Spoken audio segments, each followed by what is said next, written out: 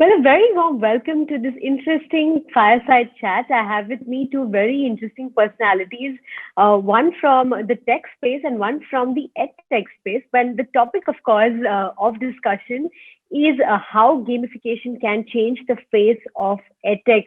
It seems like it's a very interesting topic. And before I get to the questions and introduce you to the speakers, I wanted to set a context as to what gamification really is. Now, in simple words, gamification is defined as using game-like elements in a non-game context. And that's a very simple definition of what gamification really is. And specifically in the edtech space, we've seen that if 2010 was the decade of e-commerce, 2020 is likely to be the decade for edtech. And we've been seeing the kind of traction and the kind of boom that the edtech space has seen over the last couple of months, especially while we're faced in the middle of a pandemic. Just to give you some statistics about the gamification market in edtech globally, it stands at about $450 million in 2018, and this is poised to grow to about $1,800 million by 2023. So these seem like interesting numbers. And of course, we're going to be talking all about gamification in edtech and what the future really holds for the sector at large. I'm joined by two very interesting personalities. I have with me Souvik Sharma, who is the Senior Director of APAC at MongoDB. He's the man you want to get in touch with if you want to disrupt your industry, use modern technologies. And he's going to guide us all through how cloud can really change the face of how edtech is at this point in time. We're also joined with Pulkit Jain, who's the co-founder and product head at Vedantu. Pulkit was a business analyst before he turned entrepreneur, and he's been very successful with shaping the way Vedantu has grown over the last couple of years. Thank you, gentlemen, for joining us today on this very interesting chat.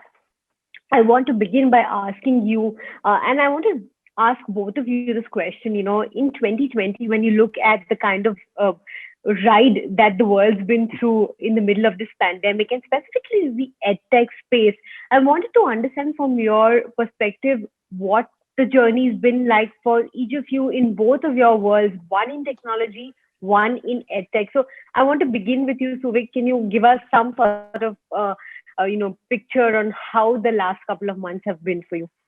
Sure, and thank you, Priya, for that wonderful introduction and the question. And pleasure to be with you, Pulkit, on this fireside chat.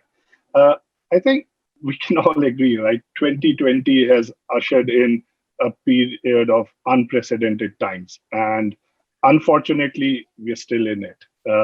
We haven't still got out of it, right?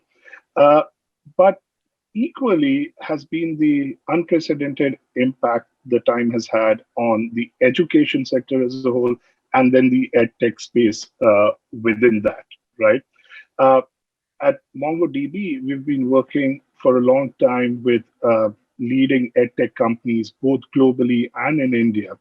And so I'll just share some, maybe three highlights of what we've seen happening in that space in the last year or so, right?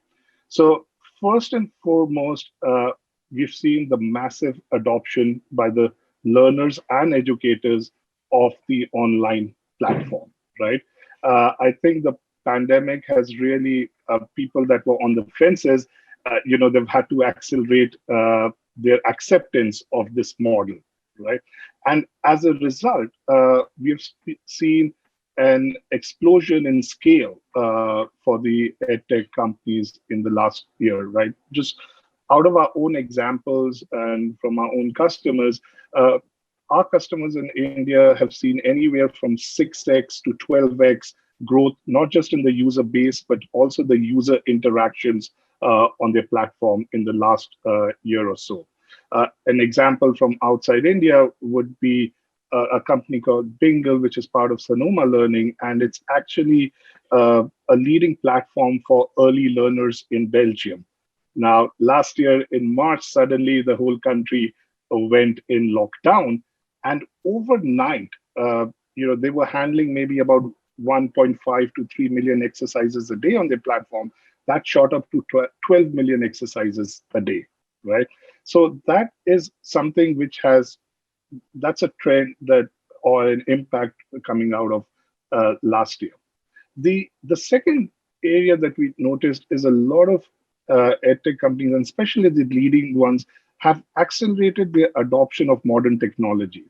You talked about gamification right at the intro, and gamification obviously is one of those things that they're doing to make learning more effective and for the learners and more engaging, right?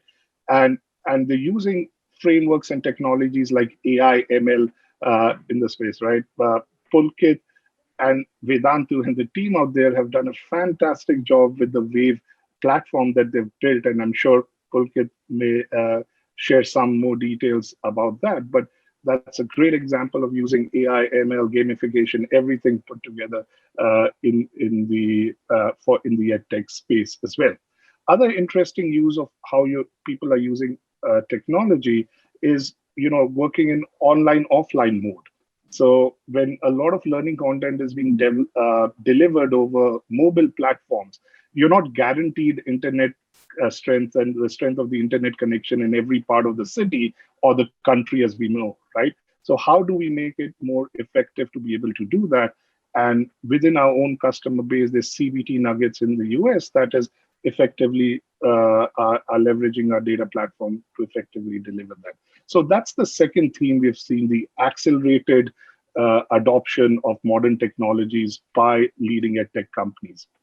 And the third theme, very specific to India, and this is actually a story, a piece that your story came out with, is the fact that we're seeing increased investments in this space, record investments actually. I think the last year, the figure you guys quoted was about $2.2 billion in VC funding that has come in the country. And then the other interesting thing that we're starting to see now is the increased M&A activity and consolidation.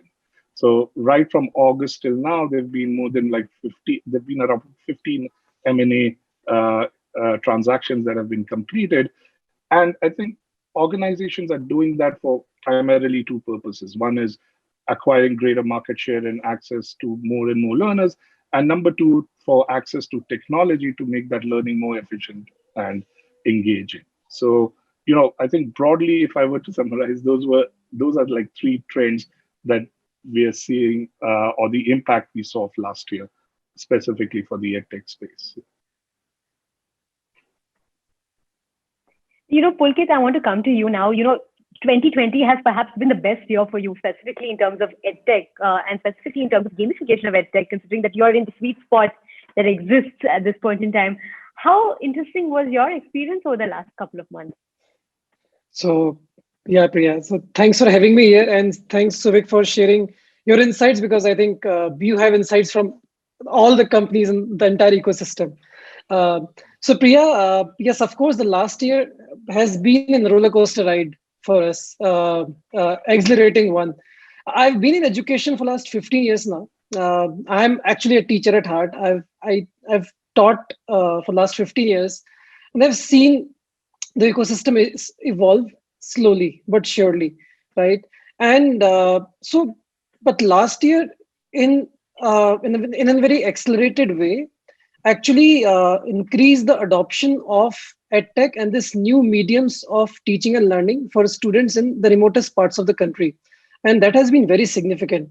So Vedantu came into existence for the very reason of taking quality education to every child in the country, which in the physical form is not possible, right? And last year actually gave us lots of insights in that direction, promising ones. So I'll try to share, some of the insights which we got, and I'm sure that the entire industry must have got as well. So first of all, before last year, that tech was, evolving and growing at its own pace.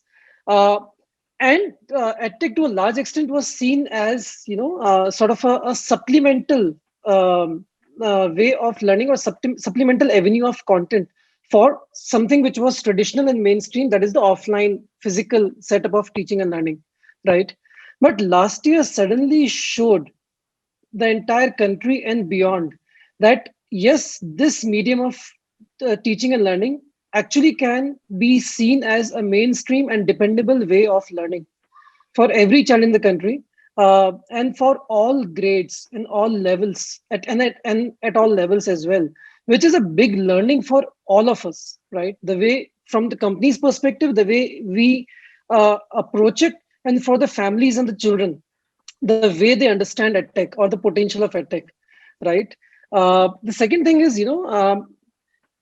we increasingly saw the students coming in from the smaller parts of the country, right? Because today we see a very fast adoption of cheap devices, deeper penetration of internet, good internet in the country, and suddenly the pandemic scenario, they were encouraged to come online, and companies like us went out of the way to make learning much more affordable and free in many senses for a lot of these segment of students.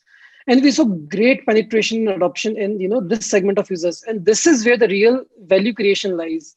These were the students who didn't have access to quality education, they didn't have access to great teachers before, but suddenly they realized that, oh yes, we can learn in this way with the best of content and teachers. So and this is, I think, is here to stay post pandemic as well.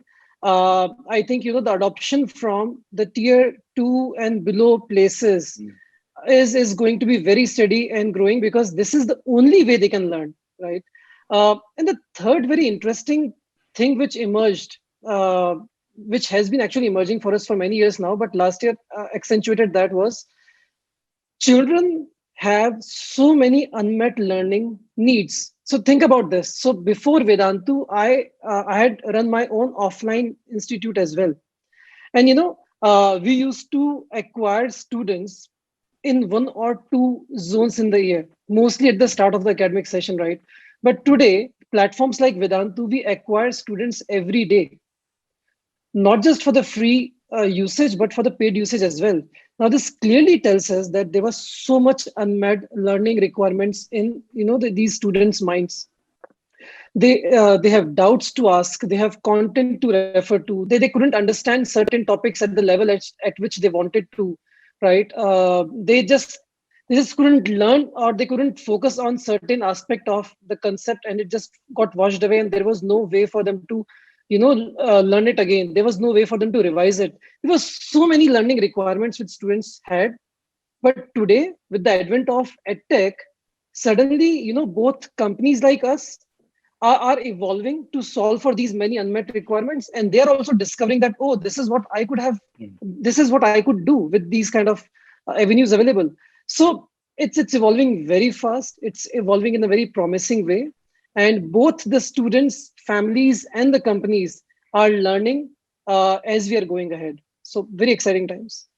Right. While you spoke about very interesting insights from your business, I wanted to bring in Suvik out here to understand what are the different elements that basically are going to help edtech startups to become future ready. Because, we've seen the cloud that's really helping build this kind of base for Sure. startups. So what are the kind of elements from your perspective?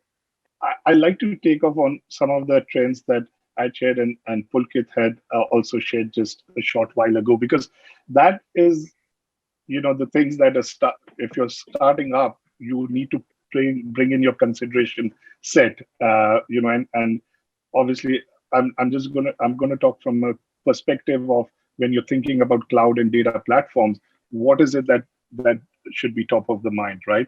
So just like Pulkit shared that, they've not moved only in tier 1 cities, but in tier 2, tier 3 cities, right? And we've also seen the explosion of people coming onto these platforms and really now getting comfortable with it. All of that at a very core level translates to scale. We talked about in previously about people going 6x, 10x in scale. Someone, a company going from maybe handling 1.5 million exercises to 12 million exercises overnight, or in like 2 days they need to do that. So if you're starting up right now, you're looking at the services and the underlying platform and saying, will this really allow me to scale easily, right? And when I mean by easily, click of a few buttons. It shouldn't be a month-long exercise planning that, because that simply won't work, right? The second part, and just staying with the scaling part of it, it's not just will it allow me to scale? But will it allow me to scale horizontally? Because vertical scaling can be very expensive, as people can find out quickly. And the other aspect that we really realize in 2020, and the examples of this, is individual underlying cloud providers in specific regions at specific point of times have also run out of capacity. So when you think about scaling, you're also saying that, okay, what are the measures I should do that, if I'm scaling at a point which outruns the underlying capacity of the provider, my business should still be up. So I think those are some aspects when you think from a scaling standpoint. The second area of consideration is really to have flexibility. So we talked about, Pulkit mentioned about how organizations such as his are constantly reinventing themselves and finding new and new ways of engaging the learners, right? Uh, we've seen M&A activities which ask for integration of different systems, and that starts to drive that requirements. And then people using frameworks like AI and ML, which again means you should be able to ingest newer data types, data models, and not only ingest it, but work on it very, very quickly. So the question you're asking is the platform or the cloud service I'm picking up, does that allow me to very, very quickly innovate and it's flexible enough? And then I think the third important consideration is now the data that edtech companies today handle is very sensitive data. And it's sensitive data from a couple of points, right? A lot of edtech companies are focused on the K-12 segment. And by definition, that means you have data of a lot of minors on the platform. The other part is this transactions happening on the edtech platforms, right? You're buying courses and services and lessons and everything else. So there's that element of sensitive data. Now, while the financial services and healthcare services in the past have been very, very sensitive to the security of data, I think the edtech companies also, that becomes a very core principle of a consideration that you should have. So the question you're asking yourself at that stage is, whatever platform or cloud services I pick, will it offer me and my consumers the peace of mind by having enterprise-grade security capabilities out there?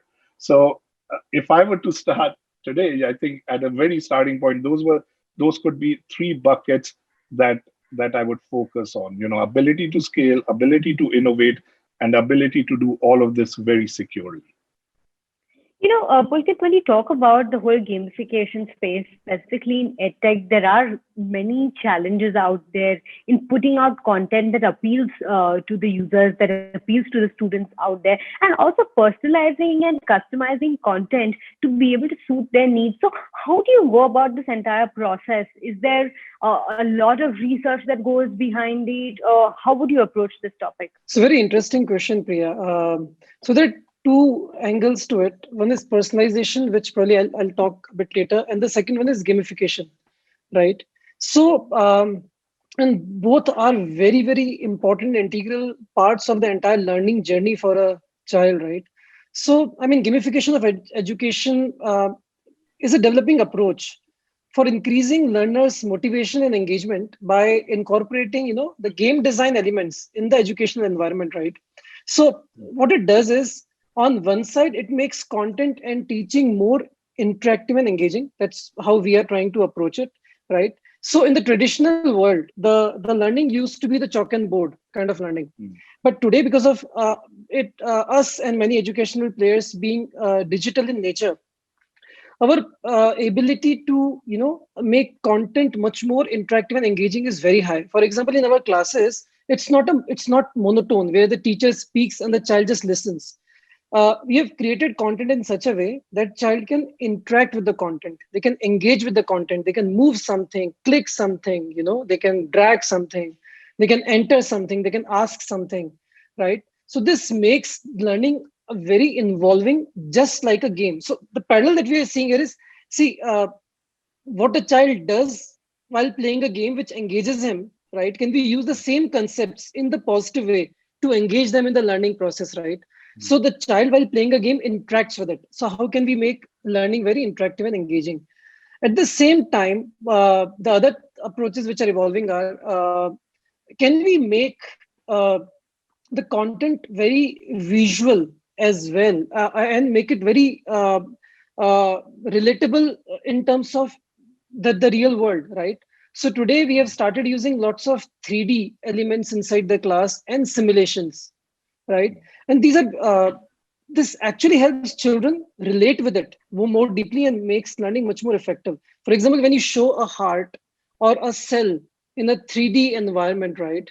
It makes it suddenly, opens up the visualization of a kid at a different plane altogether. And in simulations, children get a chance to understand, the repercussions of their choices. It's very important for a child to learn in life, right? So when you do something, something happens. You understand what the repercussions of your choices are, and that's exactly what happens in a game. So when you're playing a game, right, you attack something, or you go something, or you strategize something in a certain way, you see the outcome, you get the feedback very fast. And that is what makes, someone engage with the game, and makes it addictive as well. That is exactly what we are trying to do in education as well. The third thing is, every child, in fact all of us, we love encouragement, we love rewards. That's how human brain is designed, right? Can we use this in the right way to create a healthy competitive environment for children? I use the word healthy here. uh, the second is, and can we reward the child for the behaviors which are, positive, which we want as an educational body, a child to, go deeper into. So that is where the approach of rewarding and point systems and the gamification comes very, very healthy. So we use a lot of uh, elements of this, like, the competitions inside the classes, rewarding. You're using AI to so today, that's where our core patents are also granted in US. Our ability to understand a child and his learning and his engagement and his outcome in real time inside a live class is decently good today, because we measure everything from the child, what is the child doing on content. So higher the frequency of interactions on the content, and the content is classified and instrumented in terms of data. So that is where MongoDB helps us a lot, right? So uh, so higher the frequency of data collection, higher is the ability for us to understand the child in real time. If you're able to understand the child in real time, higher theoretically should be our ability to nudge them in the right way, or personalize the teaching and the content for them in the right way in the real time. So that is what we are trying to do here a lot. And but yeah, having said all this, it sounds very exciting. But uh, as in, because I'm a teacher, as an educationist, what I also am a bit concerned about is, gamification and such techniques being used very superficially. So it's evolving so fast that, we don't really understand it. We haven't caught up with the deep research in terms of what really happens to every child. What are the long term repercussions of it, implications of it? For example, if I'm doing a quiz and a leaderboard or a reward system, is it really encouraging a child in the real way, or are there some children who are also getting, demotivated as well? Do we really know this fully? No, we don't. uh, do we know how to gamify each and every activity in accordance with the specifics of educational context? No, we don't. So I think there is a lot of research that needs to go into it, because what we are dealing with is a very young brain, right? Right. And every small thing has big repercussions in his or her life as they move on. So it's a big responsibility onto us educational platforms as well such approach judiciously, with a lot of data backed research, right, and a lot of psychological research as well. So I think that's a big challenge for all of us in the ecosystem as we go Right, ahead. and also the other challenge, if I may add, would be to not dilute the content in any other in Yeah. any way, so as to give the child a holistic kind of approach on any kind of topic that is there. I want to come to you, Suvik, at this point in time. When you talk about gamification in edtech, it's not only the academic that we're talking about, and you look at diverse industries, even corporate training comes under edtech when you look at the larger perspective. So when it comes to cyber security and developing a strong security platform which cannot be breached, how important and how challenging is it from your perspective? Right. So, obviously, I talked about security earlier, and I just wanted to commend Pulkit on what he shared. It's so super important that the leaders of edtech companies are thinking of a child as a child, and really being cognizant of impact of different learning methodologies can have on the long term growth of that particular child, and that is so telling, right? And the reason why I bring that up and we're linking into security is that itself tells us the sensitive nature of every data point we're managing, right? So it's not just, okay, I know someone's credit card details and that is sensitive, which it is sensitive, right? Or I know a child's name and address and PII information, which again is sensitive. But also, details about their learning patterns is a very sensitive data point. Uh, and it has long-term impacts. If those kind of data points gets in the wrong hands, it could be very, very detrimental. So we view security very, very seriously at MongoDB, and we look at security from four lenses, right? Which is your authentication, authorization, encryption, and auditing. So basically, authentication, who can get access to data. Authorization, what can they do or they're authorized to do if they have access to data. And encryption kind of governs, even if they have access to data, what can they really do with that data point. And then auditing is, if everything goes wrong, at least the capability of knowing what went wrong where, and taking actions accordingly. So when we think about authorization and authentication and authorization, it's going really from the simple username password right up till integration with LDAP and Kerberos for making that very, very secure. Uh, when we look at encryption, the platform we offer actually provides both encryption in flight, which is when data is moving from server to from the application to the server, encryption at rest when it's on the server, and very also importantly, client server side field level encryption. Now that sounds a bit of a jargon, but what that really means, and I try to simplify that, is the application can actually pick specific fields that are very sensitive and encrypt it even before it sends it to the server for it to reside, right? And what does that mean for organizations? It means, let's say, if you even have employees that have privileged access to the data server, right? They can still only see encrypted fields because it's encrypted even before it gets to the server, and that way it provides a very, very high level of security. And then we have ability to be able to audit the database logs. So because of all these capabilities, we've now in India right now, we're still working on different regulations when it comes, and compliance requirements when it comes uh, with respect to the edtech sector. But in the US, you have things like FERPA and COPPA regulations, and then there's the GDPR regulations in Europe. And we've got edtech customers also in those geographies. So the platform that we're able to offer actually allows those customers to be able to meet to those kind of stringent guidelines. But the bottom line is the recognition, and which Pulkit also highlighted, of the fact that we are dealing with lots of data and lots of very, very sensitive data that is not just about only transactions and PII. Right. Very interesting insights from you, Suvig.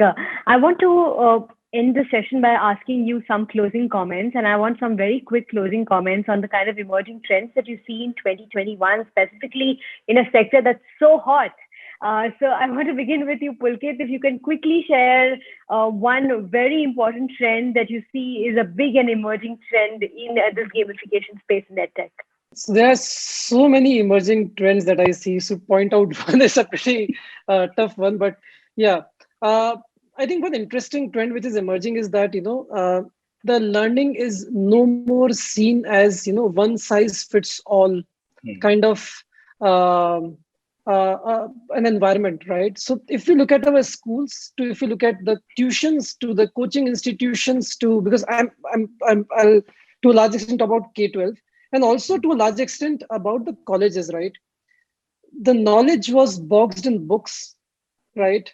And the books change at a very at a very slow frequency, but the world is changing very very fast, and every child is different. So what we are seeing very fast is that the online education, because it can change so fast, and because it can iterate so fast, and because it has distribution at a very high level, and it also sees the patterns through the data, right? It is increasingly breaking these boxes and making learning much more democratized, much more personalized, right? Which is getting more closer to the mind and the hearts of every child.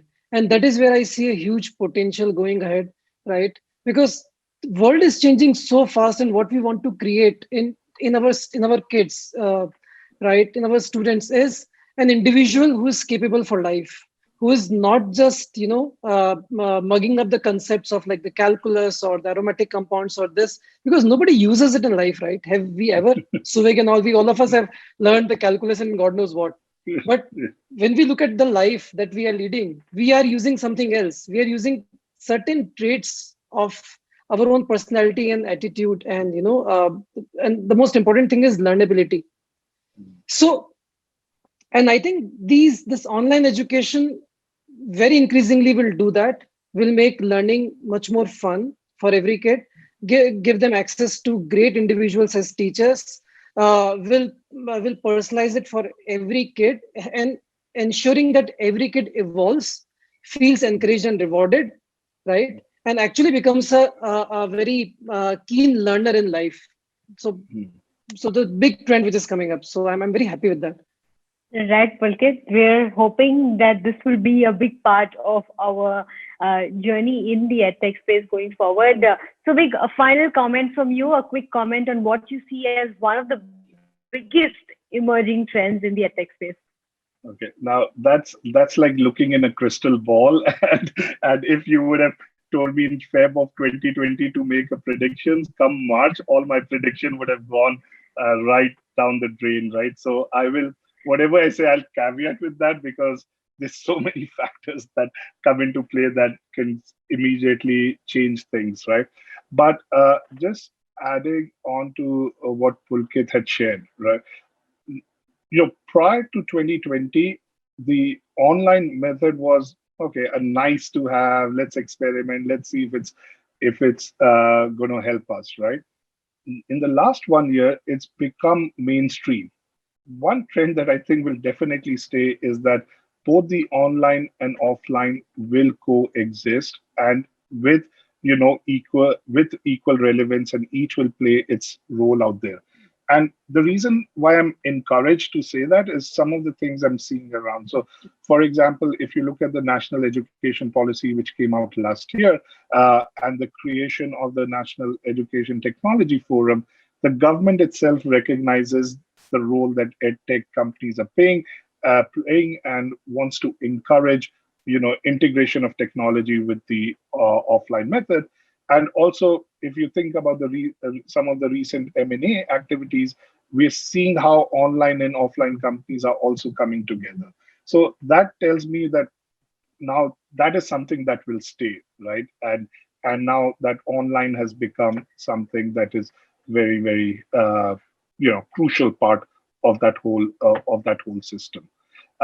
And I think the other piece of it is, again, the leading companies are the ones that will really leverage modern technologies to create that competitive advantage. And when I say competitive advantage, I'm not saying it from a very capitalistic standpoint, but really from a standpoint of understanding the user, the learner better, understanding what works for each person's or element of that personalization of learning, an element of how do I use technology to make it more and more effective for that one individual, right? And I think the leaders in this space will really leverage technology to drive that kind of differentiation and competitive advantage. And we're going to see, AI, ML, deep learning, gamification, all of that being really put to good use, and that is exciting. As a technologist, for working for a technology company, for me, that is exciting about making a difference, leveraging technology to make that difference. So I think that's another big part.